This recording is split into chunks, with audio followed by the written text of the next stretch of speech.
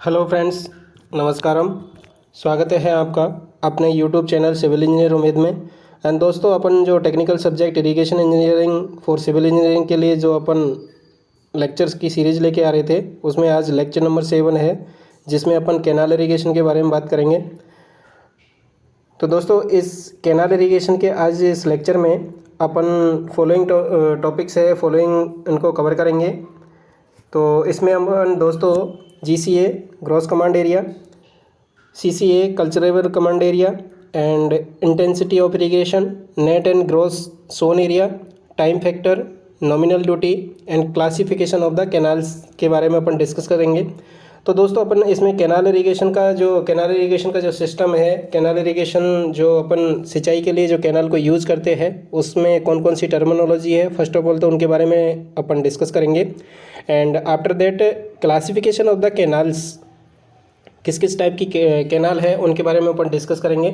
तो दोस्तों, कुछ अपन डेफिनेशन है जो इस इरिगेशन में अपन को यूज़फुल होगी। कैनाल इरिगेशन में सिंचाई के लिए जो नहर अपन यूज़ करते हैं उनमें काम होती है, तो उसको अपन यूज़ करते हैं। तो दोस्तों, उनको अपन पढ़ेंगे।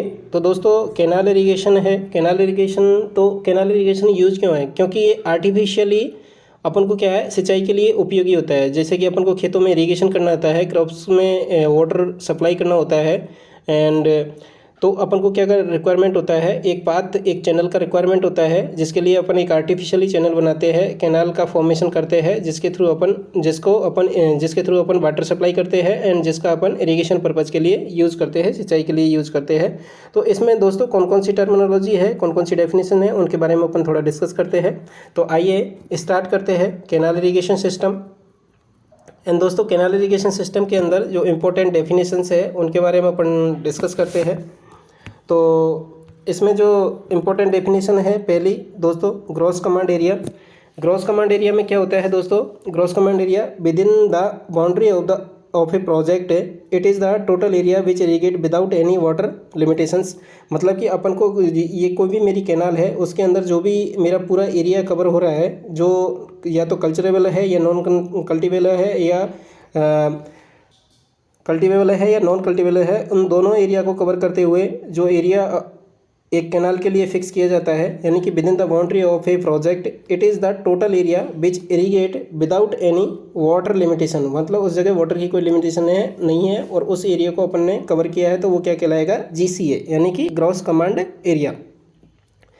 In this consider the cultivable plus के नॉन कल्टिवेबल एरिया। मतलब कि इसके अंदर अपन दोनों ही एरिया को इंक्लूड करते हैं। And in this not include the residential area, roads, forest, pond. इन एरिया को अपन इसके अंदर क्या नहीं करते हैं दोस्तों, शामिल नहीं करते हैं। उसके बाद दोस्तों नेक्स्ट आता है अपना कल्चरेबल या कल्टिवेबल कमांड एरिया, CCA, जो अपन ने यहाँ पे अभी डिस्कस किया था दोस्तों, कि जो ग्रॉस कमांड एरिया है उसके अंदर CCA वो culturable command area and non culturable command area दोनों को इंक्लूड किया जाता है। जो टोटल क्या कहलाता है, मतलब जिसमें खेती हो रही है और जिसमें खेती नहीं हो रही है, उन दोनों एरिया को अगर कंबाइन कर लिया जाता है तो अपन कौन सा एरिया कहते हैं? उसको ग्रॉस कमांड एरिया कहते हैं। अगर मैं केवल खेती हो रही है उसी एरिया को कंसिडर करता हूँ, तो वो क्या कहलाता है दोस्तों? कल्चरेबल या cultivable command area. It is the land of the gross command area on which the cultivable या culturable is possible. Without any data, it include the 80% of the GCA। मतलब कि अपन ने कोई भी ग्रॉस कमांड एरिया है, उसका अगर अपन के पास में डाटा नहीं है कि कितना एरिया अपन इसमें कंसीडर करें, तो उसमें अपन क्या करते हैं, 80% of the total gross command area है उसका अपन कंसिडर कर लेते हैं। उसके बाद आता है दोस्तों नेक्स्ट डेफिनेशन के बारे में अपन डिस्कस करते हैं, इंटेंसिटी ऑफ इरिगेशन। तो इंटेंसिटी ऑफ इरिगेशन क्या है दोस्तों, कि जैसे कि the percentage area of the culturable command area propose to be irrigate in a given season. तो मतलब कि किसी भी सीजन में अपन को जो CCA है अपना, उस CCA का कितना परसेंटेज एरिया है वो propose to be irrigate in a given season. किसी भी सीजन में, किसी भी क्रॉप सीजन में या किसी भी क्रॉप पीरियड में कितने परसेंट एरिया को, कल्चरेबल कमांड एरिया को अपन को इरिगेट करना है, वो क्या कहलाएगा? अपना इंटेंसिटी ऑफ इरिगेशन कहलाएगा दोस्तों। उसके बाद है the entire area of the culturable command area not propose to be irrigate at one time to avoid the intensive irrigation because the which may be harmful effect. तो दोस्तों जो अपना intensity of irrigation होता है उसमें अपना जो total area होता है CCA, उस टोटल एरिया CCA को अपन कंसिडर नहीं करते क्योंकि वो हार्मफुल इफेक्ट करता है। उसमें अपना मॉइस्चर कंटेंट सॉइल के अंदर ज़्यादा हो जाता है और सारा एरिया एकदम से दलदल में कन्वर्ट हो जाएगा। एंड जो भी अपन एरिया इरिगेट करेंगे, जो इरिगेट एरिया करेंगे उसमें क्या होगा दोस्तों, वाटर टेबल राइज हो जाएगा एंड वाटर लॉगिंग की प्रॉब्लम हो जाएगी, तो अपना जो क्रॉप की यील्ड है उसको रिड्यूस कर देगा। उसके बाद आता है दोस्तों net and gross sown area. तो net and gross sown area है, इसके बारे में अपन देखते हैं दोस्तों। Net and gross sown area के बारे में तो दोस्तों पहले अपन डिस्कस करते हैं net sown area sown once in a year. मतलब कि नेट सोन एरिया जो कि अपना एरिया है वो सोन को मतलब बुवाई की है या जो बोया गया है एक साल में, once in a year. And next है ग्रॉस क्रॉप्ड या sown area. Gross sown area या ग्रॉस क्रॉप्ड एरिया ये क्या है दोस्तों, नेट सोन एरिया प्लस के area sown more than once during the same year. मतलब कि दोस्तों क्या किया है कि अपन ने जो भी एरिया में जुताई की है, जिसमें फसल को अपन ने खेती की है, उसका one area sown more than once, मतलब एक तो है कि नेट सोन एरिया जो कि एक साल में एक बार बोया गया है, प्लस के वो एरिया जो एक से ज़्यादा बार उसमें क्रॉप की गई है, तो वो अपना क्या कहलाता है, ग्रॉस क्रॉप्ड या सोन एरिया कहलाता है। उसके बाद है दोस्तों same definition are applicable net and gross irrigated area. तो जैसे कि अपने नेट सोन एरिया में क्या किया, area sown once in year, तो अब ऐसे ही नेट इरिगेटेड एरिया में area irrigated once in year, तो वो क्या हो जाएगा अपना net irrigated area. And gross में नेट एरिया प्लस के जो एरिया एक से ज़्यादा बार में इरिगेट किया गया है, तो वो क्या किसके अंदर आ जाएगा, ग्रॉस इरिगेटेड एरिया के अंदर आ जाएगा। उसके बाद दोस्तों इंपॉर्टेंट डेफिनेशन है टाइम फैक्टर। जो टाइम फैक्टर क्या है दोस्तों, it is the ratio operating period of canal to crop period. मतलब ये क्या है, रेशो है अपना जिसके की अंदर अपना कैनाल है वो कितने दिन के लिए कैनाल रन कर रही है डिवाइड द क्रॉप पीरियड, इन दोनों का जो रेशो होता है वो अपना टाइम फैक्टर देता है। इसको सिंपली अपन एक फॉर्मूले से समझ सकते हैं कि number of day in which the canal run, मतलब वो दिन जिनके लिए कैनाल रन करती है, and number day in which the total irrigation completed. तो टोटल इरिगेशन कंप्लीट हो जाएगा, मतलब कि अपना क्रॉप पीरियड को रिप्रेजेंट कर रहा है। तो दोस्तों ये क्या कहलाता है, अपना एक तरह से टाइम फैक्टर कहलाता है। ये बहुत ही इंपॉर्टेंट डेफिनेशन है, तो दोस्तों इसको अपन को याद रखना है। ठीक है दोस्तों, आगे चलते हैं एरिया टू बी इरिगेटेड। तो दोस्तों एरिया टू बी इरिगेटेड के अंदर, एरिया टू बी इरिगेटेड है, एरिया टू बी इरिगेटेड के अंदर अपन देखते हैं कि कौन टू बी इरिगेटेड, कितना इरिगेट किया जाएगा। मतलब कि it is the proposed area that is to be irrigated in proposed crop period या ईयर या season called the area to be irrigated.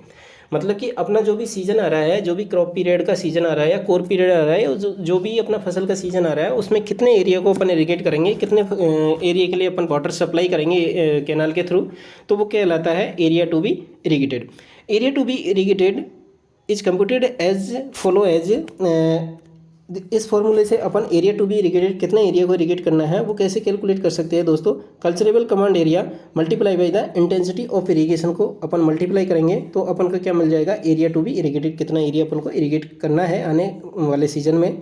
And उसके बाद में खरीफ की फसल है, उसके लिए ये जो एरिया टू बी इरिगेटेड है वो 0.9 to 0.95 होता है। एंड फॉर रबी की फसल के लिए ये 0.6 से लेकर के 0.7 होता है इसका जो एरिया टू बी इरिगेटेड आता है। क्योंकि दोस्तों अब देख सकते हैं कि रबी की फसल में क्या होता है कि अपन को वाटर का लेवल कैनाल में वो कम होता है एंड वाटर का रिक्वायरमेंट ज़्यादा होता है, और इसलिए इसका रेशो क्या आ रहा है दोस्तों, इसका रेशो कम आ रहा है। अब आता है दोस्तों नेक्स्ट डेफिनेशन, नॉमिनल ड्यूटी। तो दोस्तों नॉमिनल ड्यूटी के बारे में अपन डिस्कस करते हैं। नॉमिनल ड्यूटी है, it is the ratio of the area actually irrigated by the cultivators to the mean supply discharge out from the outlet of the distributary over the crop period. ये क्या है कि अपना क्या एक रेशो को represent कर रहा है दोस्तों, और रेशो क्या क्या है, actually irrigated by the cultivators कि एक्चुअली कल्टिवेटर के द्वारा कितना एरिया इरिगेटेड किया गया है to the mean supply discharge out from the outlet of the distributary over the crop period. तो अपन दोस्तों ये कह सकते हैं कि कितना एरिया अपन ने इरीगेट किया है और कितने एरिया के लिए अपन ने आउटलेट से पानी छोड़ा है, इन दोनों का रेशो है वो नॉमिनल ड्यूटी को अपन को रिप्रेजेंट कर रहा है। तो सिंपली जो आउटलेट है जहाँ पे अपना इरिगेशन डिपार्टमेंट का वर्किंग एरिया होता है, जहाँ तक वहाँ से अपन ने इरिगेशन डिपार्टमेंट ने कितना पानी छोड़ा, जैसे कि ये मेरा कैनाल आ रहा था, डिस्ट्रीब्यूटरी आ रहा था, डिस्ट्रीब्यूटर के यहाँ पे आउटलेट है ब्रांच कैनाल के यहाँ पे, और इससे क्या होता है कोर्सेज बनी हुई है, तो इसके थ्रू पानी फील्ड में पहुंच रहा है, और यहाँ से अपन ने कितना पानी छोड़ा और किसानों ने कितना एरिया इरीगेट किया, किसानों ने एरिया इरीगेट किया डिवाइडेड बाय द अपन ने कितने एरिया के लिए पानी छोड़ा, इन दोनों का जो रेशो है वो अपन को क्या देता है दोस्तों, नॉमिनल ड्यूटी को रिप्रेजेंट करता है। नेक्स्ट है दोस्तों इंपॉर्टेंट टॉपिक, दोस्तों नेक्स्ट है अपना classification of the canal. Classification of the canal के बारे में अपन डिस्कस करते हैं कि अकॉर्डिंग कौन कौन से क्लासिफिकेशन है जिसके बेसिस पे कौन कौन से टाइप से है या उसका कौन कौन सा यूज है या किस टाइप की कैनाल है, उसके हिसाब से अपन कैसे कैसे क्लासिफिकेशन करते हैं, कैसा मटेरियल यूज़ किया है, किस टाइप के लिए किस पर्पज़ के लिए कैनाल बनाई गई है, तो वो डिफरेंट क्लासिफिकेशन है, कौन कौन से किस किस क्लासिफिकेशन के ऊपर अपन ने कैनाल को किस किस पर्पज़ के लिए या कौन कौन से टाइप है, क्या क्या इसके यूज़ है, उनके बेसिस पे अपन ने कैनाल को क्या किया, क्लासीफाई किया दोस्तों। तो अपन यहाँ पर डिस्कस करते हैं क्या classification of the canal. And classification of the canal में first of all according to the supply nature. तो दोस्तों according to the supply of nature में पहला है परमानेंट या परनेनियल कैनाल। परमानेंट और परनेनियल कैनाल दोस्तों जैसे कि हिमालयन रीजन या गंगा रिवर, यमुना रिवर, ऐसी रिवर से निकाली जाती है जो कि हमेशा बहती रहती है, जिनमें हमेशा वाटर फ्लो करता है, यानी कि परनेनियल फ्लो होता है, और इनमें क्या होता है दोस्तों, always flow of the water होता है। एंड दूसरा होता है दोस्तों दूसरा क्लासिफिकेशन है inundation canal. This type of the canal used in the heavy rainfall और the in flood in river. अगर मेरा जैसे कि रिवर वगैरह में फ्लड आ जाता है और उस टाइम पे उसमें जो फ्लड का वाटर होता है उसको एक्सकेप करने के लिए या फिर उसको निकालने के लिए अपन जो कैनाल यूज़ करते हैं जनरली, वो जो कैनाल का टाइप है वो कौन सा है दोस्तों, इनुडेशन कैनाल। ठीक है दोस्तों, तो ये अपना है according to the supply nature, according to the supply nature के हिसाब से क्लासिफिकेशन हुआ। उसके बाद आता है दोस्तों अकॉर्डिंग टू द डिस्चार्ज। अपन ने डिस्चार्ज के हिसाब से कौन कौन सा क्लासीफाई किया है इसको अपन देखते हैं दोस्तों। डिस्चार्ज के अनुसार अपन देखें दोस्तों कि ये मेरा एक रिवर है, ये मेरा एक क्या है, रिवर है, और ये रिवर से क्या हो जा रहा है, वाटर फ्लो कर रहा है। रिवर से यहाँ पे मैंने क्या किया, हेडवर्क किया या बैरेज का फॉर्मेशन किया, जिससे कि अपना वाटर क्या है मेन कैनाल में आया। मेन कैनाल से दोस्तों यहाँ पे क्या है, कैनाल्स का डिवीजन हुआ और ये ब्रांच कैनाल का फॉर्मेशन हुआ। एंड ब्रांच कैनाल से दोस्तों इधर डिस्ट्रीब्यूटरी का फॉर्मेशन हुआ। एंड डिस्ट्रीब्यूटरी का जैसे ये डिस्ट्रीब्यूटरी बनाई, उसके बाद में आउटलेट बना, और आउटलेट के बाद में दोस्तों यहाँ पे अपना खेतों में पानी जा रहा है, और वो किसके थ्रू जा रहा है, वाटर कोर्स के थ्रू जा रहा है। ये दोस्तों अगर मेरा जो मेन कैनाल है, मेन कैनाल और ब्रांच कैनाल दोनों को मिलाकर के मेरा प्राइमरी डिस्ट्रीब्यूशन सिस्टम बनता है, तो इसको अपन आगे डिस्कस करेंगे दोस्तों डिस्ट्रीब्यूशन सिस्टम को, कि कैनाल का कौन कौन सा डिस्ट्रीब्यूशन है, प्राइमरी, सेकेंडरी और टर्सरी।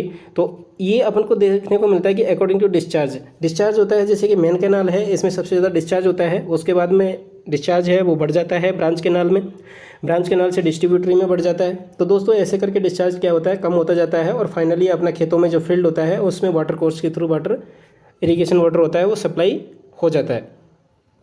तो दोस्तों नेक्स्ट है अपना according to the financial output.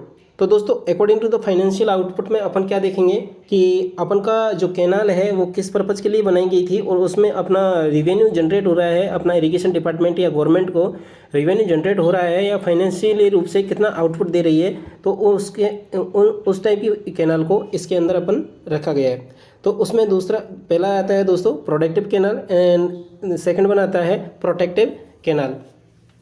तो दोस्तों प्रोडक्टिव कैनाल में generate the revenue to government, तो ये क्या करती है, रेवेन्यू जनरेट करती है गवर्नमेंट के लिए, एंड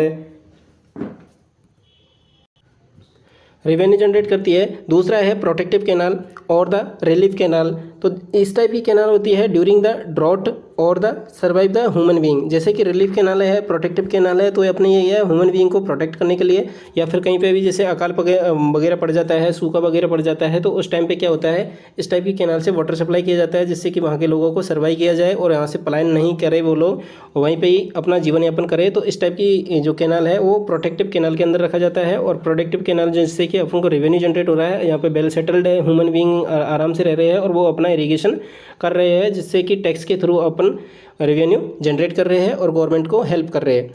तो ये हुआ अपना दोस्तों according to the financial output third classification. Next है फोर्थ क्लासिफिकेशन दोस्तों अकॉर्डिंग टू द अलाइनमेंट।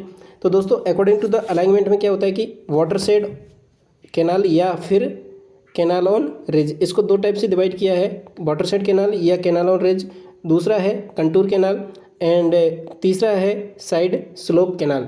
तो दोस्तों कैनाल रिज कैनाल क्या होता है कि दोस्तों जैसे कि ये मेरा रिवर है, रिवर से अपन को कैनाल को देना है, तो अपन रिज कैनाल में क्या होता है, ये टॉप मोस्ट अपना पोर्शन है वो किसी भी फील्ड का, जो इसमें जो अपना जो वाटर शेड एरिया है, यानी कि जो इरिगेशन ग्रॉस कमांड एरिया है, उसमें अपन को वाटर सप्लाई करना है, तो उसका मैक्सिमम जिसका हाई एलिवेशन है वो सेलेक्ट कर लेते हैं, जिससे कि अपन को रिवर से पानी लेकर के और इस कैनाल के थ्रू दोनों तरफ अपन वाटर सप्लाई कर सकते हैं। और ये टॉप मोस्ट लाइन होती है रिज लाइन, जिसका एलिवेशन हाईएस्ट होता है और इससे अपन वाटर सप्लाई करते हैं इरिगेशन वाटर। उसके बाद आता है दोस्तों कंटूर कैनाल। तो दोस्तों कंटूर कैनाल में क्या होता है कि जैसे कि मेरा कंटूर क्या होता है सेम एलिवेशन को जॉइन करने वाली एक लाइन होती है, वो क्या कहलाती है, कंटूर कहलाती है। जैसे कि इसका 100 है, इसका 99 है, तो ऐसे करके सेम एलिवेशन को मिलाने वाली लाइन होती है, वो कंटूर लाइन होती है। और उस कंटूर लाइन पे अपन कैनाल का फॉर्मेशन करते हैं, तो वो क्या होती है, एक साइड के एरिया को इरिगेट करती है, तो इस टाइप की कैनाल क्या कहलाती है, कंटूर कैनाल कहलाती है। उसके बाद आता है दोस्तों side slope canal. Side slope canal में क्या होता है दोस्तों कि उसमें एक जो कैनाल का है स्लोप है वो वन साइड होता है, और वन साइड होकर के वो इधर वाले एरिया को और इधर वाले एरिया को इरिगेट कर देता है, लेकिन जो कैनाल है वो साइड स्लोप के फॉर्मेशन में कंस्ट्रक्ट किया जाता है। तो इस प्रकार से दोस्तों अपन कह सकते हैं कि जैसे कि अगर मैं साइड स्लोप की बात करूं, तो साइड स्लोप कैनाल की बात करूं मैं दोस्तों, तो जैसे कि मैं ये मेरा एक कंटूर्स है, इसका 1000 है, इसका 950 है, ये इसका 800 है, तो ये इसमें साइड स्लोप है, इसमें साइड स्लोप है। तो कैनाल का फॉर्मेशन कैसे होगा दोस्तों, इस टाइप से कैनाल का फॉर्मेशन होगा। कोई भी रिवर है उसे वाटर यहाँ पे डाल के, और ये क्या होता है, इस एरिया को इधर वाले एरिया को और इधर वाले एरिया को इरिगेट करती जाती है। तो ये किस कैटेगरी में रखा जाता है, साइड स्लोप कैनाल के अंदर रखा जाता है। दूसरा आता है according to the boundary surface of the canal.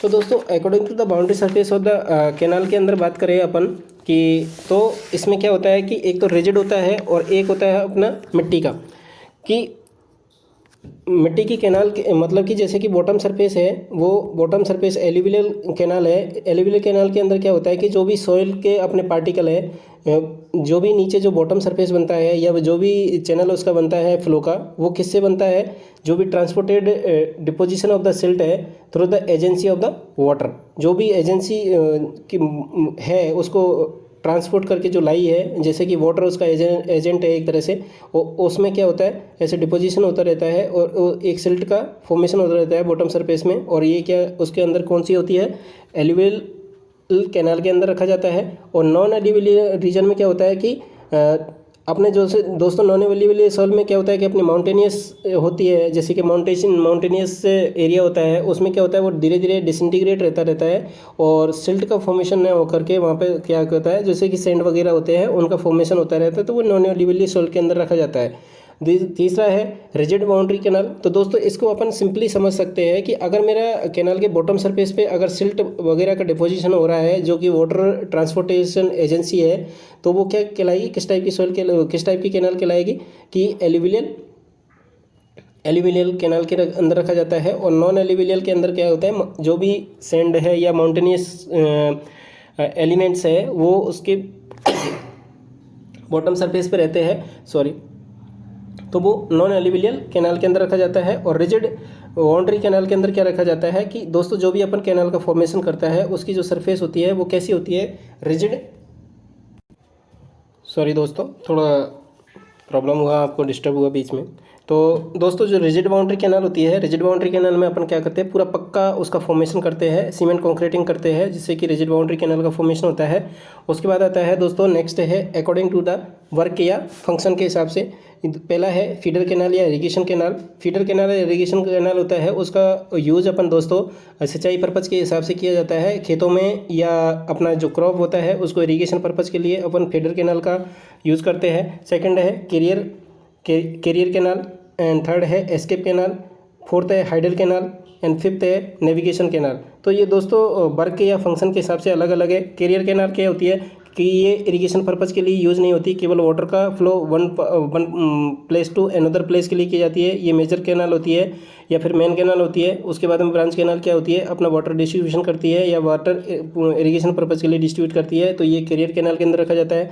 Escape canal क्या करती है दोस्तों, एस्केप कैनाल में क्या होता है दोस्तों, जैसे कि ये मेरी मेन कैनाल है या मेन रिवर है, इसमें से क्या हुआ, यहाँ पे अगर फ्लड का वाटर ज़्यादा आ गया है तो दोस्तों इसमें से क्या करता है, ये फ्लड वाटर होता है वो जो एस्केप करके यहाँ पे दूसरे जो चैनल है उसमें फ्लो हो जाता है, जिससे कि यहाँ पे जो फ्लड का लेवल है उसको रिड्यूस किया जा सके। तो इसके लिए एस्केप कैनाल का यूज़ करते हैं। हाइडल कैनाल होते हैं, हाइडल कैनाल जो भी हाइडल जनरेट होते हैं उसके लिए अपन जो कैनाल यूज़ करते हैं वाटर के लिए, वो हाइडल कैनाल के अंदर रखा जाता है हाइडल पर्पज़ के लिए। तो दोस्तों जो भी अपन को इलेक्ट्रिकल सप्लाई करनी होती है, जो हाइड्रो इलेक्ट्रिक सप्लाई करनी होती है, ऐसे पर्पज़ के लिए अपन को क्या करना होता है, जनरेशन के लिए हाइडल कैनाल का यूज़ करते हैं। नेविगेशन कैनाल होते हैं, उसमें केवल अपन नेविगेशन पर्पज़ के लिए होते हैं, जिसमें कि अपन का शिप का मूवमेंट करते हैं one place to another place के लिए। उसके बाद आता है दोस्तों एंड आज के लेक्चर का लास्ट टॉपिक बाराबंदी। तो दोस्तों बाराबंदी क्या होता है, ये वेरी इंपॉर्टेंट टॉपिक है। बाराबंदी क्या होता है दोस्तों, एक तरह से ये कुछ नहीं होता दोस्तों, अपना अरेंजमेंट होता है, एक मैनेजमेंट सिस्टम होता है कि अपन को पानी को अच्छे से कैसे सप्लाई कर सकते हैं। बाड़ाबंदी जैसे कि ग्रामीण एरिया में होता है ना कि बाड़ाबंदी, बाढ़ कर दी, बाड़ाबंदी कर दी, एक अरेंजमेंट सिस्टम कर दिया है जिसके थ्रू एक प्रॉपर चैनल बना देते हैं, एक प्रॉपर चैनल मैनेज करके चलते हैं, जिसके थ्रू अपन को वाटर को आराम से सप्लाई कर सके। दोस्तों बाराबंदी को अपन कैसे क्लासीफाई कर सकते हैं। बाराबंदी फर्स्ट ऑफ ऑल अपन डिस्कस करते हैं। बाराबंदी के अंदर barabandi it is the integral part of the management system for distributing the irrigation water from river या reservoir to the land of farmer. जो भी अपन का फार्मर का वाटर कोर्स है उस तक अपन को वाटर का सप्लाई करना है, तो उस वाटर सप्लाई तक अपन को इरिगेशन वाटर देना है। तो उस वाटर इरिगेशन के लिए अपन को कैसे मैनेजमेंट सिस्टम की आवश्यकता होती है, कैसे कौन सा मैनेजमेंट सिस्टम अपन फॉलो करते हैं, क्या क्या उसका होता है, primary canal, secondary canal, branch canal, main canal, distributary या फिर वाटर कोर्सेज, तो ये सब इसके अंदर इंक्लूड किया जाता है बाराबंदी के अंदर। तो दोस्तों इसमें है कि the all system is divided into the 3 categories. तो दोस्तों इसके अंदर 3 कैटेगरी के अंदर रखा गया है, जिसमें कि प्राइमरी डिस्ट्रीब्यूशन सिस्टम के अंदर फ्रॉम रिवर या reservoir to the main branch canal. तो दोस्तों इसमें क्या करते हैं कि अपनी रिवर है या रिजर्वायर है टू मेन कैनाल प्लस के जो ब्रांच कैनाल है, उन दोनों को अपन इसमें शामिल करते हैं। तो वो कौन से सिस्टम के अंदर इंक्लूड होता है, प्राइमरी डिस्ट्रीब्यूशन सिस्टम के अंदर होता है, जिसके अंदर मेन कैनाल प्लस के ब्रांच कैनाल दोनों को इंक्लूड किया जाता है दोस्तों। उसके बाद आता है दोस्तों secondary distribution system. Secondary distribution में वाटर इज मैनेज या distribute into the water course through the major and minor distributary. तो सेकेंडरी जो डिस्ट्रीब्यूशन सिस्टम होता है उसमें क्या होता है दोस्तों, जो मैनेजमेंट सिस्टम होता है उसमें अपन डिस्ट्रीब्यूटरी का लेते हैं, और उसमें भी मेजर और माइनर जो भी डिस्ट्रीब्यूटरी अपन यूज़ करते हैं, मेजर और माइनर, उनके थ्रू जो वाटर सप्लाई करते हैं, वो जो सिस्टम आता है मैनेजमेंट सिस्टम, वो किस में रखा जाता है, सेकेंडरी डिस्ट्रीब्यूशन सिस्टम में रखा जाता है दोस्तों। उसके बाद आता है दोस्तों टर्सरी डिस्ट्रीब्यूशन सिस्टम। तो टर्सरी डिस्ट्रीब्यूशन सिस्टम के अंदर फ्रॉम आउटलेट, जो भी इरिगेशन डिपार्टमेंट का जो एंड पॉइंट होता है, उस आउटलेट से लेकर के अपना जो वाटर फ्लो करता है खेतों में वाटर कोर्सेज के थ्रू, तो वो कौन सा सिस्टम में रखा जाता है, टर्सरी डिस्ट्रीब्यूशन सिस्टम में रखा जाता है। तो दोस्तों इस तरह से अपन ने कुछ आज इरिगेशन की कैनाल, कुछ definitions and type of canal, barabandi के बारे में डिस्कस किया। तो दोस्तों उम्मीद करता हूँ कि आपको अच्छा लगा होगा।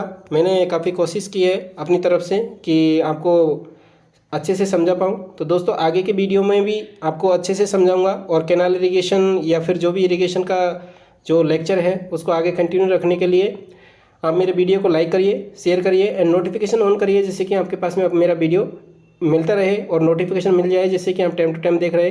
लेकिन दोस्तों आपसे कहना चाहूँगा कि मैं अब इरिगेशन का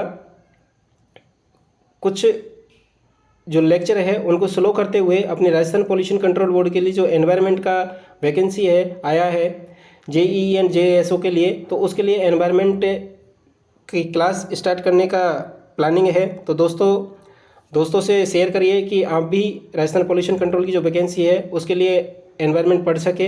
एंड दोस्तों इसमें एनवायरनमेंट मेजर सब्जेक्ट है एंड जो नॉन टेक का पार्ट है वो बहुत ही कम है। तो दोस्तों इसलिए अपन को मेनली फोकस करना है एनवायरनमेंट पे, उसके बाद में अपन को नॉन टेक कवर करना है। ठीक है दोस्तों, ऑल द बेस्ट। आज के लिए इतना ही।